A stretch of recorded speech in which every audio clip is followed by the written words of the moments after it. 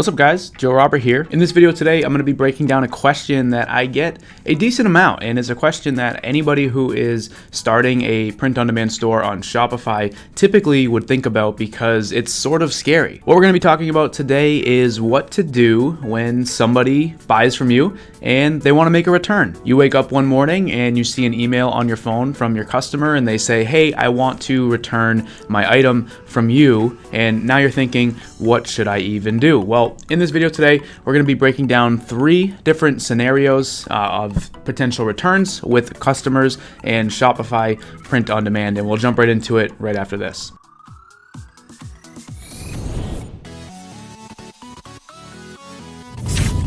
All right guys, so let's jump right into it. If you guys are new to the channel, make sure to subscribe, hit the bell, all that different stuff. We also have some stuff down in the description for you that can help you to launch your print-on-demand brand. But today, like I said, we're going to be talking about returns. These are very, very annoying. I know if you are starting a print-on-demand store and somebody wants to return something, you could potentially lose money. So I want to make sure that you guys understand 3 pretty common scenarios that could happen and how you should respond to them. One of the scenarios that we are going to be talking about last today is one that a lot of beginners typically don't know how to handle, and that is when you are working with a scammer. That is when somebody emails you and they say, hey, I never got my item, but the tracking number says delivered. We're going to talk about that one last today because that one is going to take a little bit more explanation, but probably the most common one that we will talk about first is when somebody receives an item from you and they send you an email and they say, hey, my item is damaged, right? Maybe they ordered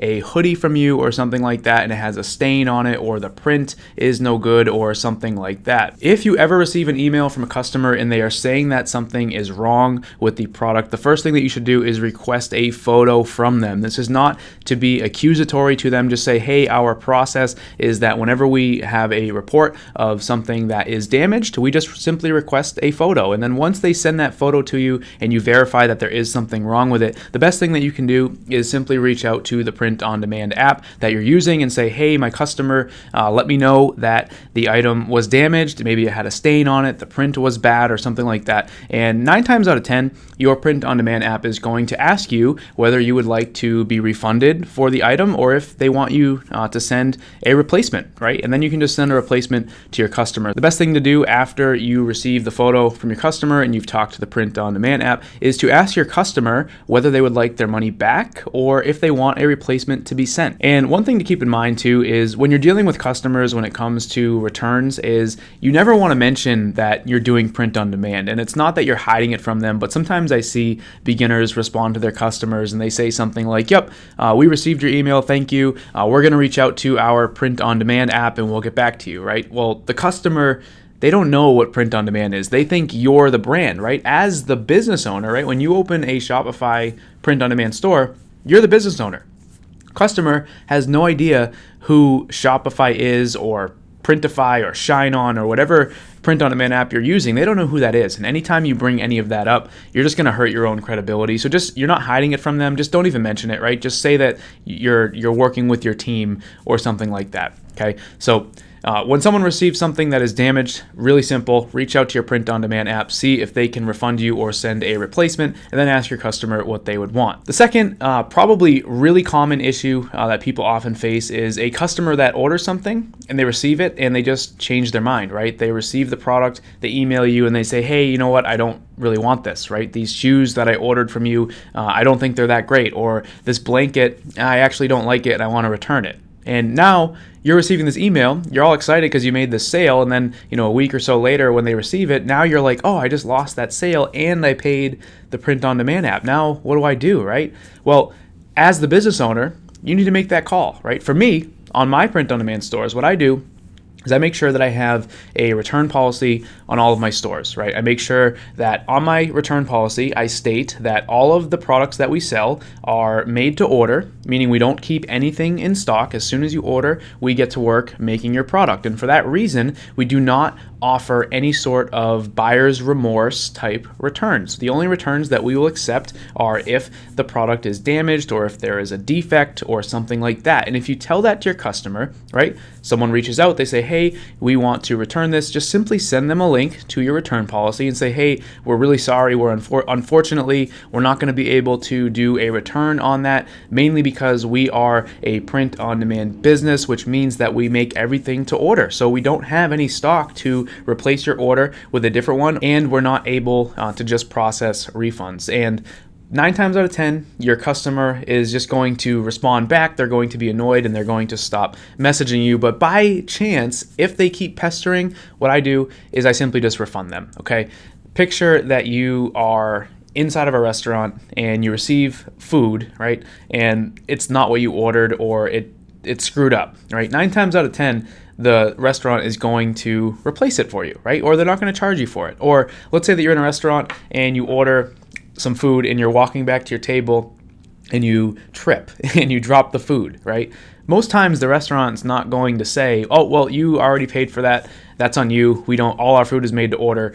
We don't replace them, right? Obviously, that's not going to happen. So at the end of the day, the most important thing that you want to do is just try to take care of your customers, right? You can have a return policy, like I said, where you can tell people you don't accept returns for buyer's remorse type of stuff. But if anybody's being pushy with you, I would just do the return. It's part of having a business. What you can do too, here's a good tip, is a lot of times I've done in the past, if somebody wants to return something, I'll have them mail it to me. And then the next time I receive an order for that item, I will just cancel it in Shopify and I'll go to the post office myself and I'll ship them the one that was shipped back to me, as long as it's in good shape, right? As long as it's not something that someone would have worn or something like that, that is going to be a perfectly fine option for you. So scenario number 3, this is the one that really trips up a lot of people, right? Where someone is actually actively trying to scam your business when they receive an item, right? And then they email you and they say they never received it, right? And then you check the tracking number and it says that it is delivered, right? What do you do? Well, the first thing that you want to do is just quickly check how they paid, okay? If they paid with PayPal, you are going to be protected. What PayPal will do is, even if they open a dispute and say they didn't receive the item, if it says delivered, PayPal is going to protect you. They're not going to take the money from you, okay? If they didn't pay with PayPal and they paid with a card, you could have to go through a chargeback process if they eventually open a chargeback with their credit card company, and then you would simply just submit evidence that the product was shipped and that the tracking number says that it was delivered. However, you're going to have to respond to your customer, right? And I want to give you guys a really cool tip. This is something that I do to make people who are scamming maybe stop emailing me about it, and then it kind of lets me know if the person is actually telling the truth or not. And that is, if someone responds to you and they say, hey, I did not receive my item, please give me an update. And then you check the tracking number and it says delivered. What do? Well, you can respond and you can say something to the effect of, hi, we're really sorry to hear that. We checked the tracking number. It does say that it was delivered to your address. What we would advise is contacting your local post office so that they can get with the postal investigator and open an investigation into what happened to your package. And most scammers, if you say that to them, they're just going to stop emailing you, or they're going to say, oh, I found the package, or something like that. Obviously, there are going to be times when the post office did lose the package and for some reason it shows delivered. What you can then say to them is to just double check with their neighbors, double check with other members of the family to see if they found the package. And if they're still corresponding with you and really just going along with it and you feel like they're not scamming, reach out to the print on demand app. See if they can help you out at all. Say, hey, the tracking number says it's delivered. I've gone back and forth with the customer at all. Is there anything you can do? Can you dispatch another item for this customer? And then if the print on demand app agrees, you can get with the customer and say, hey, there's another one on the way for you right now. Of course, there are going to be times when the print on demand app is not going to do that, and then you, as the business owner, need to determine what you are going to do. I know for me, in the past, when I have ordered things online from stores, I have had times where the tracking number does say delivered and I didn't receive anything. And I live in a pretty rural spot where nobody's going to steal it off my porch, so I know that no one stole it. It just somehow says delivered, but I never got it, right? And in the past, when that has happened to me, the company that I'm working with for my order typically will just send me a replacement. So if you feel as the business owner that you want to create a manual order for that person and just send it to them, that might be a good decision for you in the long run for your business. So hopefully a lot of this made sense. I know as beginners, starting a Shopify print-on-demand business can sometimes feel overwhelming when things like this crop up. You don't really know what to do, but at the end of the day, the most important thing is that you maintain good customer service, because the last thing that you want is to have an unhappy customer who is going to leave you bad reviews on your Facebook page and you can't delete those, or they could comment on all of your stuff and tell people not to order from you. It could get a little bit messy, right? So the best thing to do is just move on, refund them. It's probably only going to be like a $20 or $30 loss for you, and at the end of the day, it's going to really help your business in the long run. So hopefully, like I said, you guys did enjoy this video. My name is Joe Robert, and I'll see you guys later.